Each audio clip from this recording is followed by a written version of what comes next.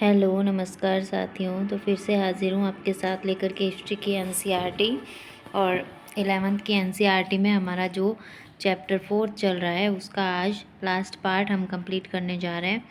कल हमने देखा था किस तरह से यूरोप के अंदर जो है अकाल पड़ता है, उसके बाद महामारी आती है और जनसंख्या एकदम से घट जाती है। फिर उसके बाद क्या होता है आगे, सामाजिक असंतोष, इसके बारे में पढ़ते हैं हम कि इस तरह लॉर्डों की आमदनी बुरी तरह प्रभावित होती है। मजदूरी की दरें बढ़ने तथा कृषि संबंधी मूल्यों की गिरावट ने अभिजात वर्ग की आमदनी को भी घटा दिया। निराशा में उन्होंने उन धन संबंधी अनुबंधों को तोड़ दिया जिसे उन्होंने हाल ही में अपनाया था, और उन्होंने पुरानी मजदूरी सेवाओं को फिर से प्रचलित कर दिया। इसका कृषकों, विशेषकर पढ़े लिखे और समृद्ध कृषकों द्वारा हिंसक विरोध किया गया, क्योंकि अब वो पुराना डरा नहीं चल सकता था। कृषक पढ़े लिखे थे, काफ़ी समझदार हो चुके थे, तो सभी लोगों ने जो है विद्रोह कर दिया। 1323 में कृषकों ने फ्लैंडर्स में, 1358 में फ्रांस में और 1381 में इंग्लैंड में विद्रोह हुए। तो कौन से कृषक विद्रोह कब हुए ये भी हमें याद रखना है। सबसे पहले 1323 में फ्लैंडर्स में होता है, उसके बाद 1358 में फ्रांस और 1381 में इंग्लैंड में जाकर के विद्रोह होता है। यद्यपि इन विद्रोहों का क्रूरतापूर्वक दमन कर दिया गया, पर महत्वपूर्ण तथ्य यह है कि ये विद्रोह सर्वाधिक हिंसक तरीकों से उन स्थानों पर हुए जहाँ पर आर्थिक विस्तार के कारण समृद्धि हुई थी। यानी जहाँ पे ज़्यादा समृद्धि हुई थी, ज़्यादा विकास हुआ था, वहीं पे ये विद्रोह होता है और बहुत ही हिंसक होता है। तो यह इस बात का संकेत था कि कृषक पिछली सदियों में हुए लाभों को बचाने का प्रयास कर रहे थे।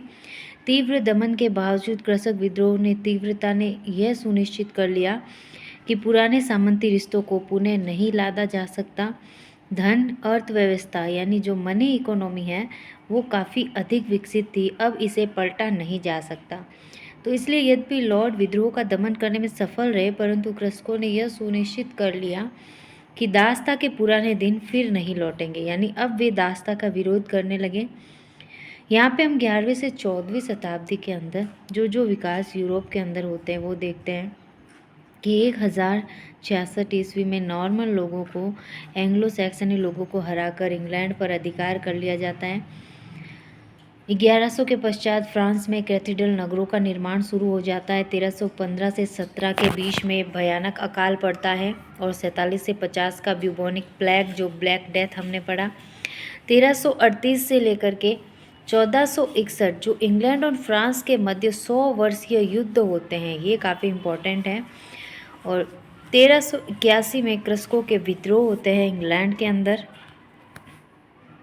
फिर हम देखते हैं यहाँ पे कुछ राजनीतिक परिवर्तन आर्थिक के साथ साथ जो होते हैं उन्हें हम देखेंगे। यहाँ पे राजनीतिक हलकों में हुए विकास सामाजिक प्रक्रियाओं के साथ साथ होते रहे। 15वीं और 16वीं सदियों में यूरोपीय शासकों ने अपनी सैनिक एवं वित्तीय शक्ति को बढ़ाया। यूरोप के लिए उनके द्वारा बनाए गए शक्तिशाली राज्य उस समय होने वाले आर्थिक बदलावों के समान ही महत्वपूर्ण थे। इसी कारण इतिहासकार इन राजाओं को नए शासक कहने लगे।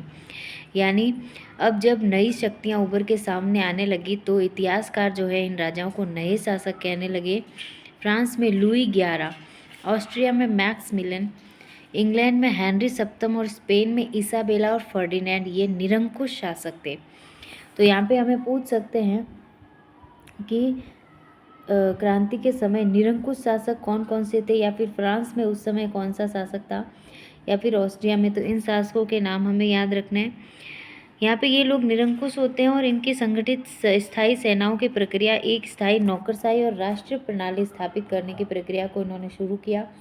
स्पेन और पुर्तगाल ने यूरोप के समुद्र पार विस्तार की नई संभावनाओं की शुरुआत की, जो हम 8वें चैप्टर में देखेंगे। 12वीं और 13वीं सदी में होने वाला सामाजिक परिवर्तन इन राजतंत्रों की सफलता का सर्वाधिक महत्वपूर्ण कारण था। और जागीरदारी और सामंतशाही, यानी जागीरदारी को हम वैसलेज और सामंतशाही को लॉर्डशिप कहते हैं, ये वाली सामंत प्रथा के विलयन और आर्थिक विकास की धीमी गति ने इन शासकों को प्रभावशाली और सामान्य जनों पर अपने नियंत्रण को बढ़ाने का पहला मौका दिया। शासकों ने सामंतों से अपनी सेना के लिए कर लेना बंद कर दिया और उसके स्थान पर बंदूकों और बड़ी तोपों से सुसज्जित प्रशिक्षित सेना बनाई जो पूर्ण रूप से उसके अधीन थी। अभिजात वर्ग का विरोध राजाओं की गोली की शक्ति प्रदर्शन के समक्ष टुकड़े टुकड़े हो गया।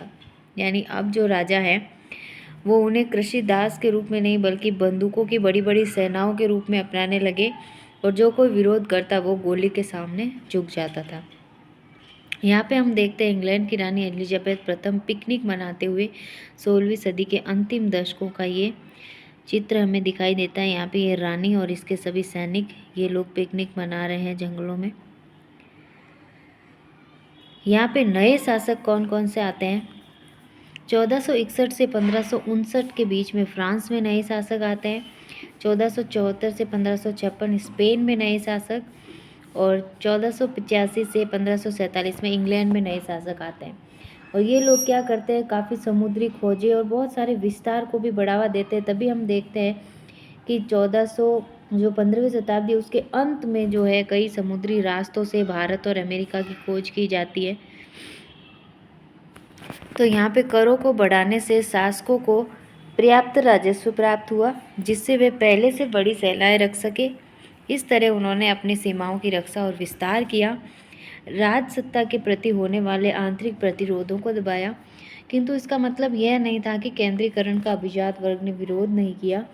राज सत्ता के विरुद्ध हुए विरोधों का एक समान मुद्दा कराधान था। इंग्लैंड में विद्रोह हुए जिनका 1497, 1536, 1547, 1549 और 53 के अंदर दमन कर दिया गया। इतने सारे विद्रोह इंग्लैंड के अंदर होते हैं। फ्रांस में लुई 11 1461 से 83 को ड्यूक लोगों और राजकुमारों के विरुद्ध एक लंबा संघर्ष करना पड़ा। यानी जो लुई 11 है इसको ड्यूक लोग और राजकुमारों के विरुद्ध काफ़ी लंबा संघर्ष करना पड़ा, और अवरकोटि के अभिजातों और अधिकतर स्थानीय सभाओं के सदस्यों ने भी अपनी शक्ति के ज़बरदस्ती हड़पे जाने का विरोध किया। 16वीं सदी में फ्रांस में होने वाले धर्म युद्ध जो क्रूसेड होता है, कुछ हद तक शाही सुविधा और क्षेत्रीय स्वतंत्रता के बीच का संघर्ष था। अभिजात वर्ग ने अपने अस्तित्व को बचाए रखने के लिए एक चतुरतापूर्ण परिवर्तन किया।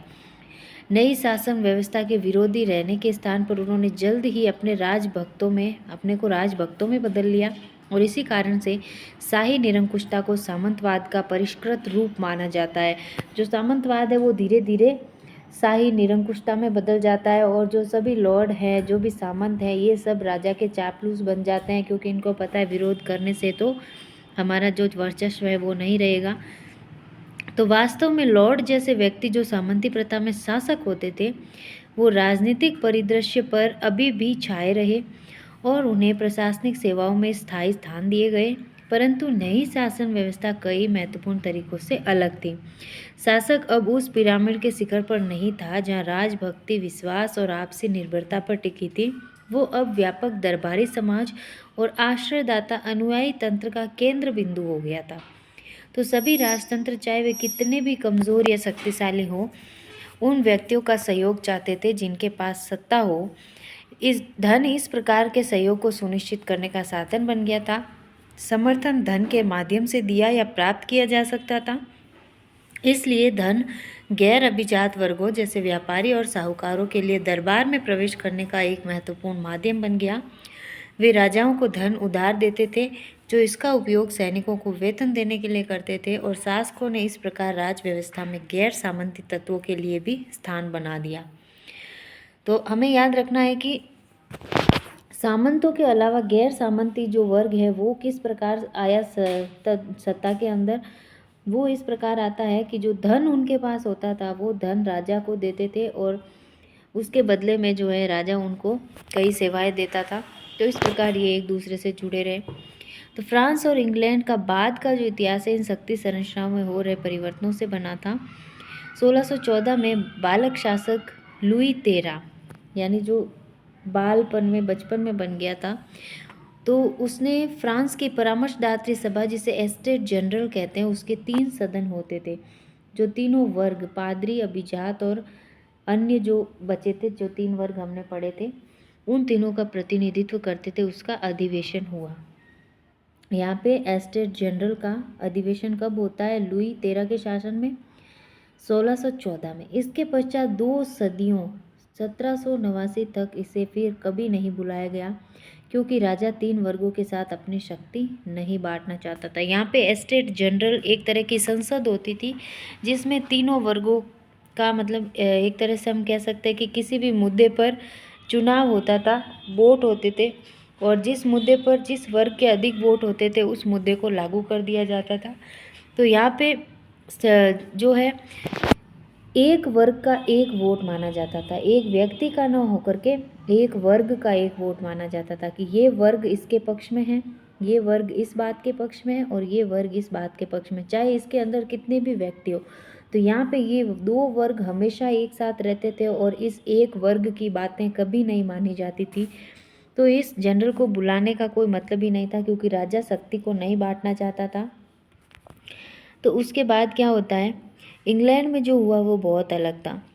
नॉर्मन विजय से भी पहले एंग्लो सैक्सन लोगों की एक महान परिषद होती थी। कोई भी कर लगाने से पहले राजा को इस परिषद की सलाह लेनी पड़ती थी और आगे चलकर ये पार्लियामेंट के रूप में विकसित हुई, जिसमें हाउस ऑफ लॉर्ड, जिसके सदस्य लॉर्ड और पादरी थे, और हाउस ऑफ कॉमन जो नगरों और ग्रामीण क्षेत्रों का प्रतिनिधित्व करते थे। यानी जिस तरह फ्रांस में 3 भाग होते थे संसद या एस्टेट जनरल के, उसी तरह इंग्लैंड की जो पार्लियामेंट है उसके 2 भाग होते थे। एक हाउस ऑफ लॉर्ड जिसमें सभी लॉर्ड, पादरी और ये धनी लोग थे, और दूसरा जो है हाउस ऑफ कॉमन जिसके अंदर सभी सामान्य लोग, ग्रामीण और नगरों के जो लोग हैं ये आते थे। तो इस तरह से यहाँ पे सलाह लेनी पड़ती थी। फिर क्या हुआ, राजा चार्ल्स प्रथम जो है 1629 से लेकर 40, उसने पार्लियामेंट को बिना बुलाए ही 11 वर्षों तक शासन कर लिया। अब ये राजा लोग ऐसा क्यों करते थे, क्यों लोगों को नहीं बुलाते थे, इन जनरल्स को क्यों नहीं बुलाते थे, ताकि ये अपनी मन मर्जी कर सके और उन्हें किसी की राय ना लेना पड़े। तो एक बार जब धन की आवश्यकता पड़ने पर वह जब पार्लियामेंट को बुलाने को बाध्य हुआ, तब पार्लियामेंट का एक भाग उसके विरोध में हो गया। ये तो होना ही था कि हमेशा जो है हाउस ऑफ कॉमन है या फिर जो सामान्य वर्ग है वो ही राजाओं और अभिजातों के विरोध में रहेगा, तो ये इसलिए इनको नहीं बुलाते थे। बाद में क्या हुआ, उसे प्राण दंड देकर गणतंत्र की स्थापना की गई। यानी ये जो राजा है इस राजा को मृत्यु दंड दे दिया और गणतंत्र यानी लोकतंत्र और जनता का शासन वहाँ पे स्थापित हो गया। परंतु ये व्यवस्था अधिक दिनों तक नहीं चल पाई, फिर से वहाँ पे राजतंत्र शुरू हो जाता है, परंतु इस शर्त पर कि अब पार्लियामेंट नियमित रूप से बुलाई जाएगी। यानी राजतंत्र वहाँ पे आज भी लागू है इंग्लैंड में, लेकिन इस शर्त पर कि जनता की पार्लियामेंट नियमित रूप से आती है और जनता की बातें मानी जाती है। तो वर्तमान में फ्रांस में गणतंत्र सरकार है और इंग्लैंड में आज भी राजतंत्र चल रहा है। इसका कारण ये है कि 17वीं सदी के बाद दोनों राष्ट्रों के इतिहास ने अलग अलग दिशाएं अपना ली। तो इस तरह से हमारा ये जो रोमन इतिहास है ये किस तरह से आधुनिक इतिहास पे आके ख़त्म होता है। तो हमारा ये बहुत ही इंपॉर्टेंट चैप्टर कंप्लीट होता है। बार बार इसको रिवाइज़ कीजिएगा, काफ़ी चीज़ें आपको बार बार सुनने से समझ में आएगी। तो मिलते हैं फिर एक नए वीडियो में नए चैप्टर के साथ। आज के लिए बस इतना ही साथियों, बहुत बहुत धन्यवाद आपका। नमस्कार।